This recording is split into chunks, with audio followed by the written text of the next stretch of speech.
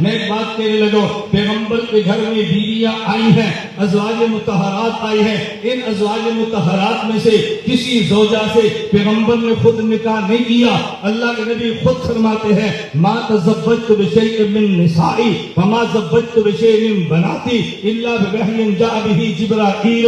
میں نے بیٹی لی ہے تو مرضی سے نہیں وحی سے، میں نے بیٹی دی ہے تو مرضی سے نہیں وحی سے دی ہے۔ اس کا معنی یہ ہے کہ پیغمبر کے گھر میں آنے والی پیغمبر کی بیوی انتخاب مصطفیٰ نہیں ہے، انتخاب خدا ہے۔ یہی وجہ ہے پیغمبر کی 11 بیویوں میں سے ایک زوجہ مطہرہ ام المومنین امی عائشہ پہ اعتراض لگا ہے، منافقین نے لگایا ہے۔ پورا قرآن پڑھ لے، ذخیرے احادیث کو دیکھ لے، میرے علم میں نہیں ہے حضرت عائشہ پہ الزام لگا ہو اور پیغمبر نے صفائی دی ہو، عائشہ پہ الزام لگا ہو نبی نے دفاع کیا ہو، میرے علم میں نہیں ہے بھئی نبی نے دفاع کیوں نہیں کیا۔ اس کی وجہ اگر پیغمبر کے نے عائشہ سے نکاح مرضی سے کیا ہوتا تو دفاع نبی کرتے۔